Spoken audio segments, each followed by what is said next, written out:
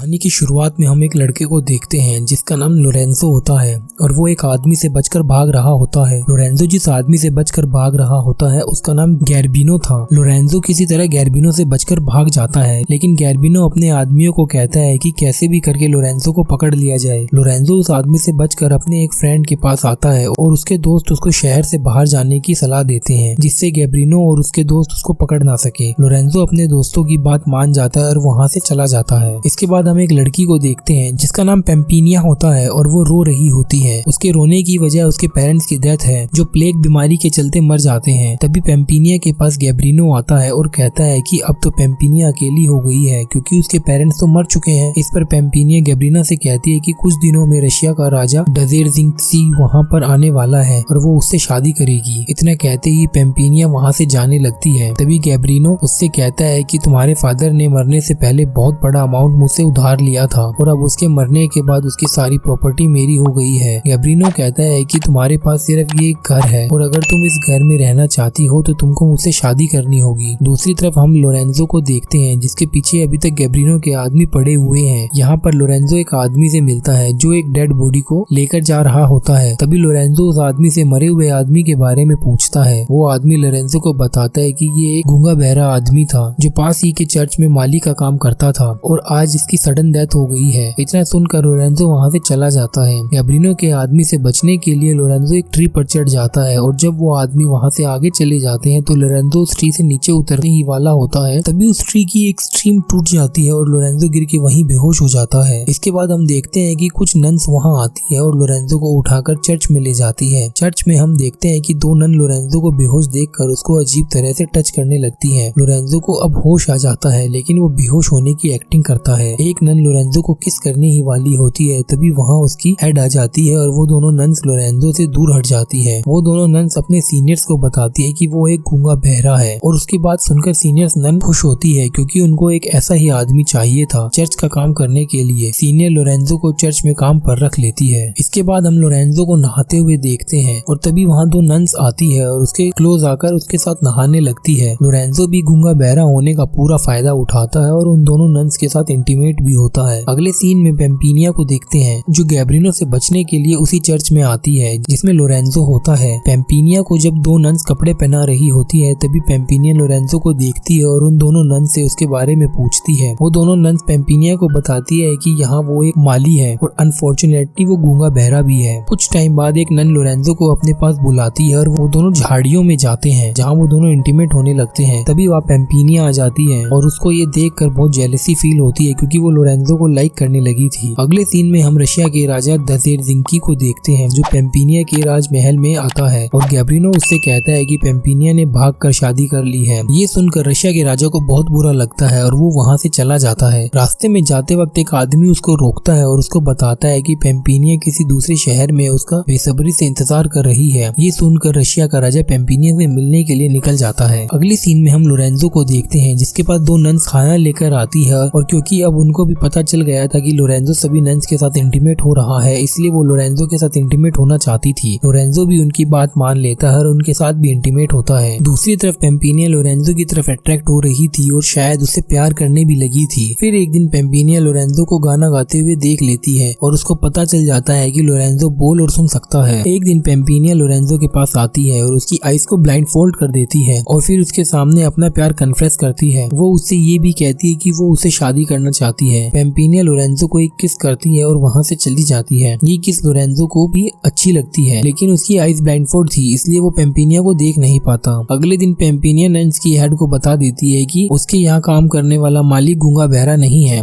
Actually Pampinea ये सच इसलिए बताती है जिससे लोरेंजो अब किसी के साथ इंटीमेट ना हो। ये बात जानकर सीनियर नन लोरेंजो पर बहुत गुस्सा करती है और उसको काम से निकाल देती है। अब पेम्पिनिया अपने राजमहल वापस आ रही होती है। लोरेंजो पेम्पिनिया से कहता है कि तुम मुझे भी अपने साथ लेकर चलो क्योंकि पेम्पिनिया तो पहले से ही लोरेंजो से प्यार करती थी इसलिए वो उसको अपने साथ ले जाती है। इसके बाद हम रशिया के राजा को देखते हैं जो पेम्पिनिया को ढूंढ रहा होता है और तभी उसको एक लड़की दिखाई देती है जो रशिया के राजा को एक बार देखते ही उसको पसंद करने लगती है। रशिया का राजा उस लड़की से पूछता है क्या तुम पेम्पिनिया को जानती हो? वो लड़की झूठ बोलती है कि वही तो पेम्पिनिया है और रशिया का राजा उसकी बात मान लेता है क्योंकि उसने पेम्पिनिया को कभी देखा नहीं था। रशिया का राजा उसको कहता है कि हमारे फादर्स ने हमारी शादी पक्की कर रखी थी, मैं यहाँ तुमसे उससे शादी करने के लिए आया हूँ। इसके बाद हम देखते हैं कि पेम्पिनिया लोरेंजो के साथ अपने राजमहल पहुंच चुकी है। लोरेंजो और पेम्पिनिया एक दूसरे से बात कर ही रहे होते हैं, तभी लोरेंजो पेम्पिनिया को बताता है कि जिस चर्च में वो काम कर रहा था वहाँ उसको किसी से प्यार हो गया था, लेकिन उस लड़की ने मेरी आइज को ब्लाइंडफोल्ड कर दिया था और उसने मुझे किस भी किया था। पेम्पिनिया अब समझ जाती है कि लोरेंजो उससे सच्ची में प्यार करता है। पेम्पिनिया उसको बताने वाली होती है कि वही वो लड़की है, लेकिन तभी वहाँ गैब्रिनो आ जाता है और लोरेंजो को पेम्पिनिया के साथ देखकर बहुत गुस्सा होता है। गैब्रिनो लोरेंजो से फाइट भी करने लगता है। हम देखते हैं कि गैब्रिनो लोरेंजो को मारने की वाला होता है, तभी वहाँ पेम्पिनिया आ जाती है और